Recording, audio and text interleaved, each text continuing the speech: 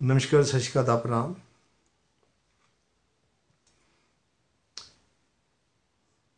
What is the similarity of the death and sex?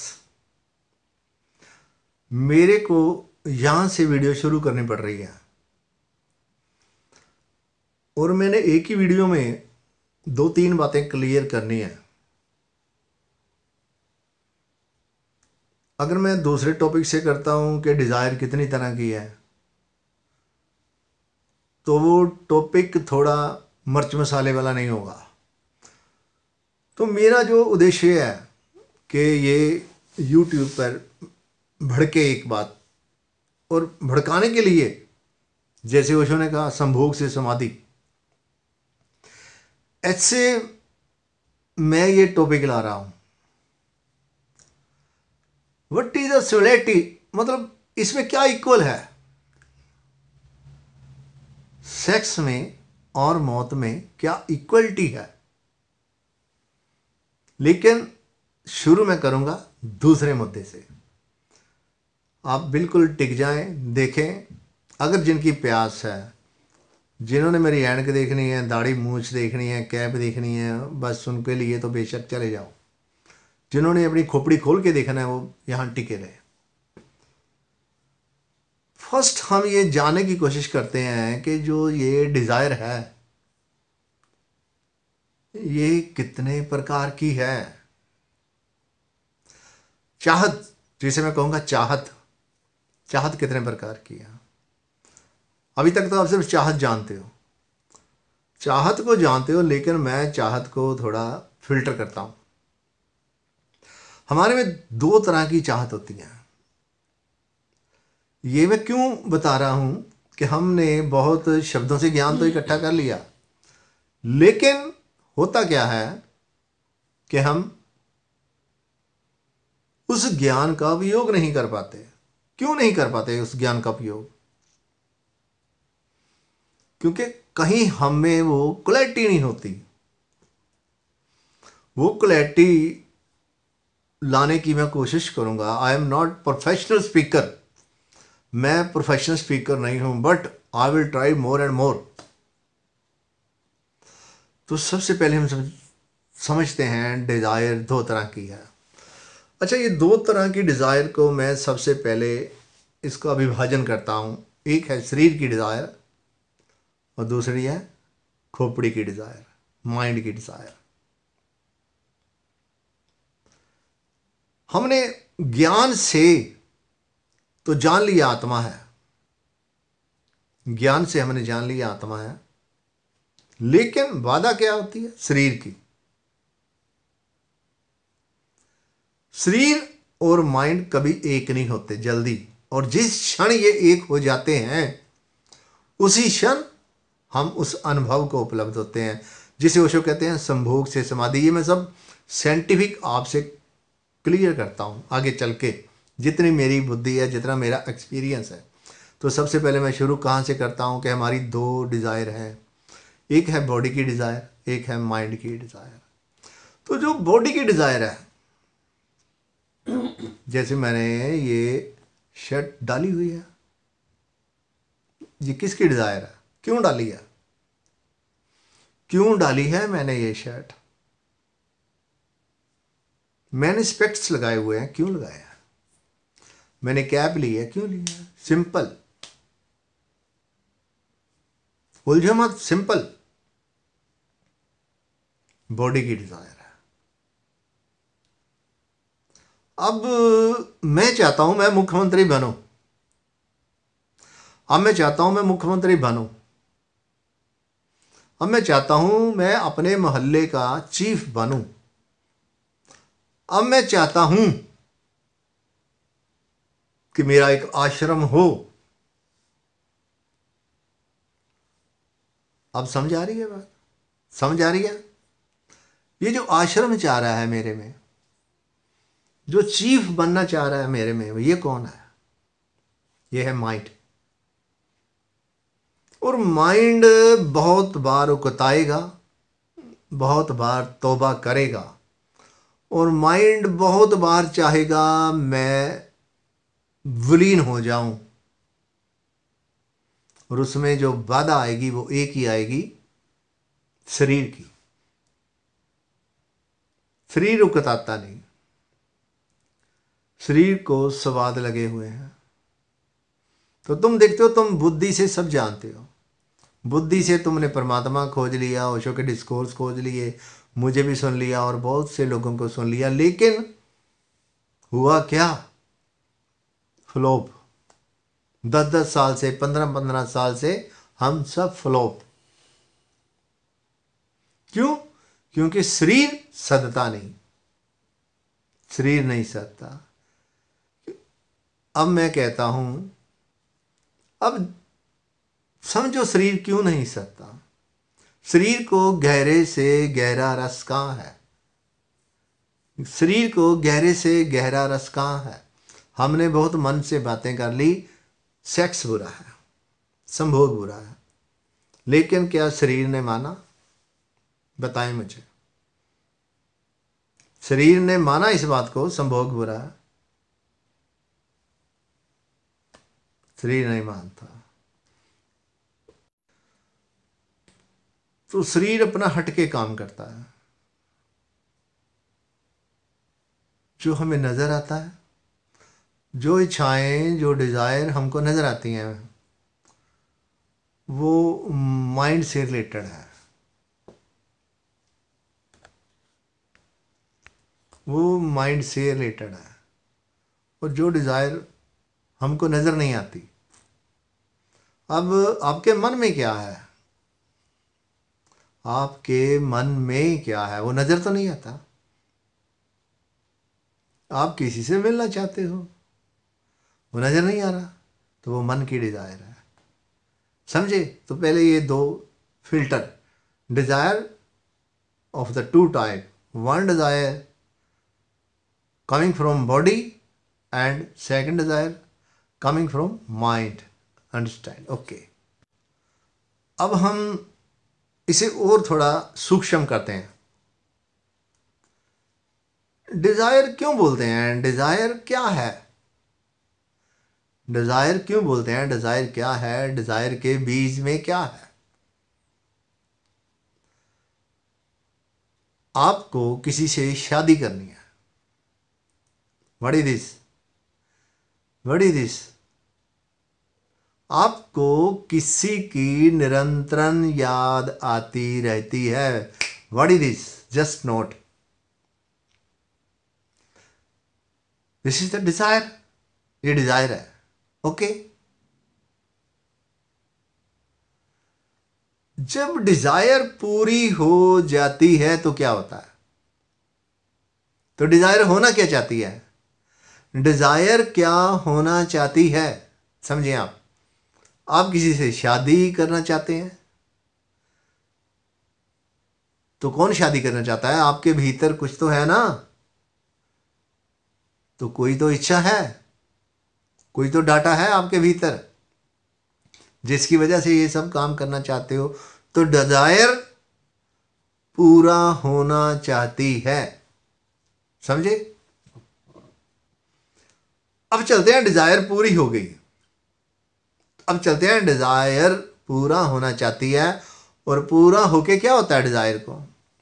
जो चीज आपको मिल नहीं रही, आप ध्यान से समझे, जो चीज आपको मिल नहीं रही वो क्या है? डिजायर। अब जो नहीं मिल रही, आपका मन लगातार उधर भाग रहा है, भाग रहा है, भाग रहा है। ये क्या है? डिजायर। अब डिजायर चाहती क्या है? डिजायर क्या चाहती है? पूरा होना। पूरा होके क्या होगा? अब चलते हैं, पूरा होके होगा क्या? पूरा होके खत्म हो जाएगी। पूरा होके क्या होगा? खत्म हो जाएगी, यानी मर जाएगी। ठीक है, मर जाएगी। तो इसमें डिजायर में क्या छुपा है? डिजायर के भीतर क्या छुपा है? डिजायर की ही डेथ, डिजायर की ही मौत। थोड़ा ध्यान से समझ आ रही है बात कि नहीं? तो डिजायर के भीतर क्या छुपा है? डिजायर के भीतर ही छुपा है इच्छा की मृत्यु। आपको बहुत कुछ मिला जीवन में, थोड़ा पीछे नजर मारें, आपको कितना कुछ मिला। और क्या फिर उन चीजों की आपको प्यास है? नहीं है ना, क्योंकि वो डिजायर पूरी हो गई है। अब डिजायर में क्या था? मृत्यु, डिजायर की ही मृत्यु। हम कैसे जी रहे हैं? हम डिजायर को रोक रहे हैं। ये रोक कौन रहा है? ये रोक कौन रहा है? डिजायर को पैदा कौन कर रहा है? Social society. डिजायर को कौन रोक रहा है? तुम्हें जन्म मरण के गेड़ में कौन लेके आ रहा है?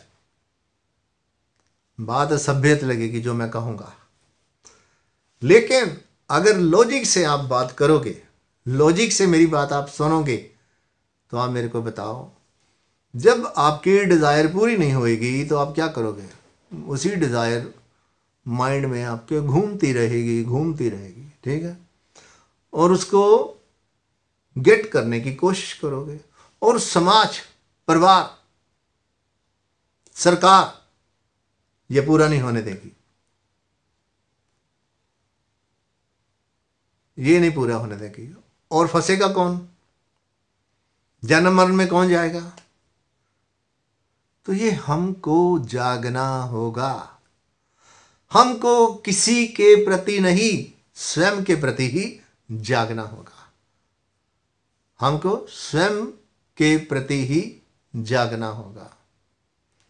तो अब मैं बात लेके चलता हूं ओशो, जहां कहते हैं संभोग से समाधि की ओर।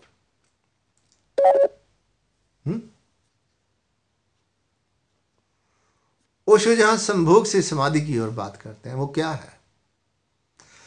अभी अभी मैंने पीछे एक बात की आपसे कि शरीर इधर भाग रहा है और मन, तो शरीर इधर भाग रहा है, मन मुक्ति की तरफ भाग रहा है। कैसे होगा?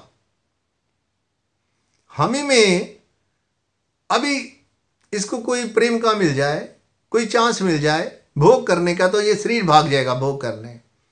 और मन को अभी तो सत्संग सुना दो, अभी ये दावा कर लेगा कि मैं सब कुछ त्याग करने को तैयार। तो मन क्या कर रहा है? मन परमात्मा की तलाश कर रहा है, शरीर भोग की तलाश कर रहा है। शरीर को द्वार लगे हैं, इंद्रियां लगी हैं, सेंसेस लगी हैं। अब ओशो कहते हैं संभोग से समाधि की ओर। अब विज्ञान, इस चीज के विज्ञान को मैं खोलता हूं, तो वो कौन सा क्षण है जहां शरीर और मन एक होते हैं? जहां शरीर और मन एक होते हैं, वो कभी कभी चांस बनता है। तो शरीर का और मन का गहरे से जो गहरा रुझान है, वो क्या है? सेक्स। सभी बातों का अगर आप मूल निकालोगे, मन कहां रुकेगा? सेक्स पे। शरीर को खाने को दे दो, पीने को दे दो, और साथ ही साथ सेक्स की बात करो, तो शरीर तैयार है। ये इतना गहरे में दोनों की रुचि, तो ये दोनों इकट्ठे होके जब काम करते हैं, तब हम उस क्षण को उपलब्ध होते हैं। वो क्षण है जो, जिसे वो कहते हैं संभोग से समाधि की ओर। अब संभोग क्या है? शरीर से, शरीर का आकर्षण है, इंद्रियों का, और मन का भी आकर्षण है। मन भी कोई देखता है तो अट्रैक्ट हो जाता है। तो ये एक द्वार बनता है, एक संयोग बनता है। अभी तक शरीर इधर था, मन इधर था। अब ये दोनों अपनी डिजायर पूरी करेंगे तो हमको वो एहसास होगा, वो रियलाइजेशन होगी, ये दोनों अब इकट्ठे कैसे होते हैं। इसको मैं पूरा साइंटिफिक विज्ञान से बात करता हूं, अभी तक जो हमारा सेक्स का बिंदु है, अभी तक हमारा जो सेक्स का बिंदु है वो क्या है? लड़की युवा हो गई है, माँ बाप ने शादी कर दी। लड़का युवा हो गया तो माँ बाप ने शादी कर दी, चाहे सेक्स की नॉलेज है या नहीं है। ठीक है, अब शादी किसके लिए हुई है? बच्चे युवा हो गए हैं, माँ बाप को ये कॉम्प्लेक्स आ रहा है कि बच्चों की एज ना बढ़ जाए। गहरे से आप समझो इसे। तो कोई व्यक्ति इस तरह से सेक्स कर रहा है। अब दूसरा है, कोई बच्चे जन्मने के लिए सेक्स कर रहा है,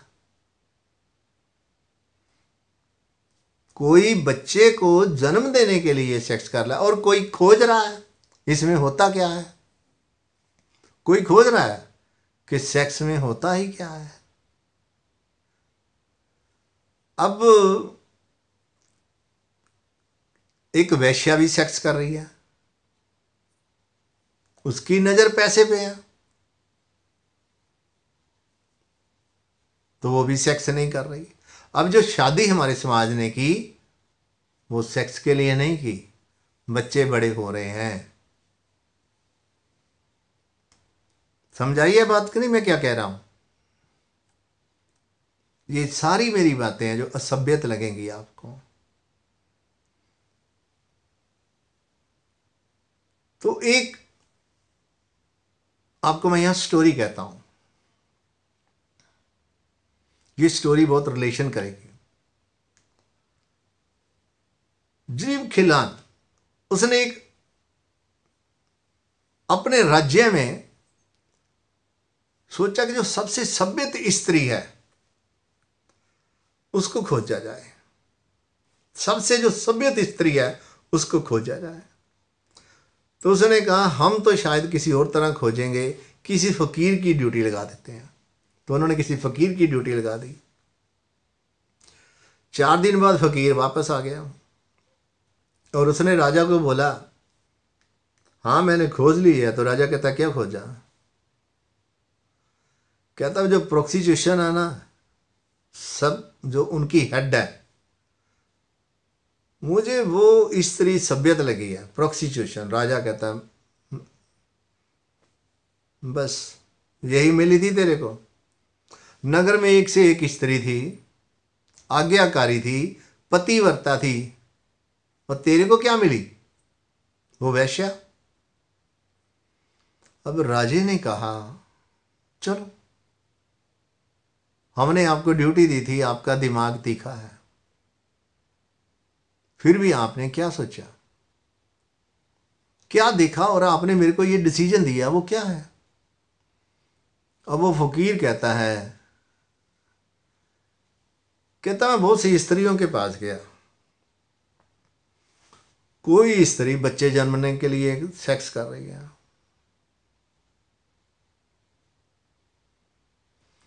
और कोई पैसे के लिए सेक्स कर रही है, कोई पति को खुश करने के लिए कर रही है।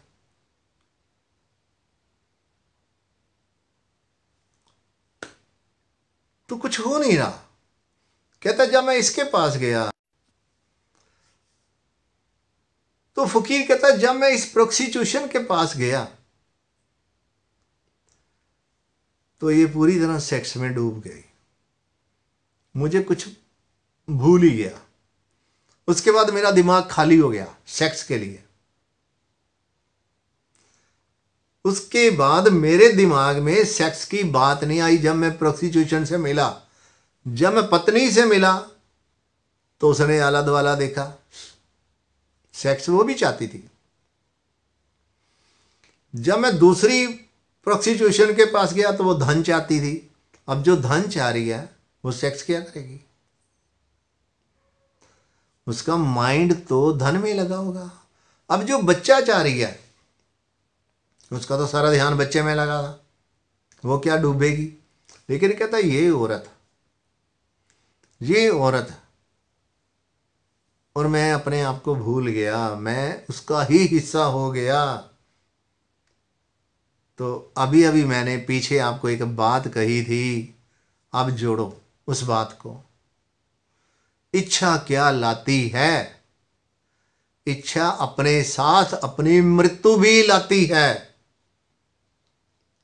तुम जो सभ्यत बन गए हो, तुम्हें जो असभ्यत लगता है, तुम्हें जो असभ्यत लगता है वही सभ्यत है। तुमने जो सेक्स से इतनी दुश्मनी कर ली है, अब जहां देखो तुम्हारे दिमाग में एक ही तो बात है, सेक्स और पैसा। और ये तुम्हारी को दुश्मनी किसने डलाई है? ये दोनों तुम्हारे धर्म गुरुओं ने।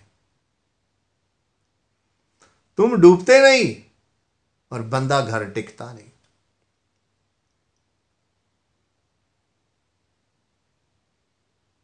बात सभ्यता लगती है। तुम्हें ये ना डूबने की कला किसने सिखाई है? तुम्हारे माँ बाप ने, तुम्हारे धर्म गुरुओं ने। कौन सी एजुकेशन, कौन से गुरुकुल में गए आप?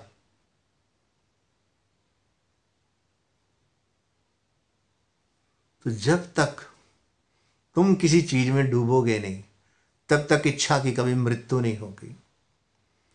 अब जो मैंने बात शुरू की थी शुरू से कि what is the similarity, what is the similarity sex and death, वो क्या है? अब समझो। अब जब आप डूबे तो क्या हुआ? जब आप डूबे तो क्या हुआ? जब आप डूबे तो क्या हुआ? हम्म, आपका शरीर थम गया। होगी ना डेथ। मौत के बाद भी क्या है? शरीर ही तो थमता है। अब मुर्दा हिलता नहीं, उसमें भी चार थम जाते हैं। अब सुनो ओशो भाई क्या कह रहे हैं। ओशो कहते हैं संभोग से समाधि की ओर। मैं उन ओशो के उन फॉलोअरों को थोड़ा जगाना चाहता हूं जो अभी तक निकले ही नहीं है इस बीमारी से। भैया डूब जाओ पूरी तरह, फिर बाहर आ जाना। और 15-15 साल से मेरे दोस्त इसी एक बीमारी में लगे हुए हैं।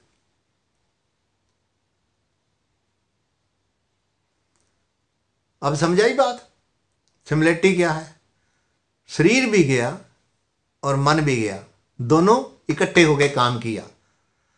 अब जब तुम बेटियां शादी करते हो, तुमने कभी शिक्षा दी है? तुमने डोरी दी है?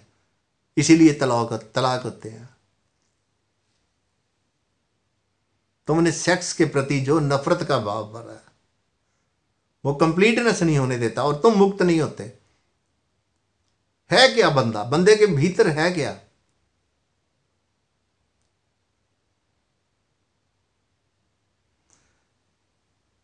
तो यही है सिमिलरिटी, सेक्स एंड डेथ। इसमें एक सिमिलरिटी है। जब आप पूरी तरह सेक्स को डूब के जीते हो तो खलील जिब्रान कहता है कि मैंने ये देखा है जो समाज की व्यवस्था है, समाज ने शादी पैदा तो कर दी, मैं शादी के खिलाफ नहीं।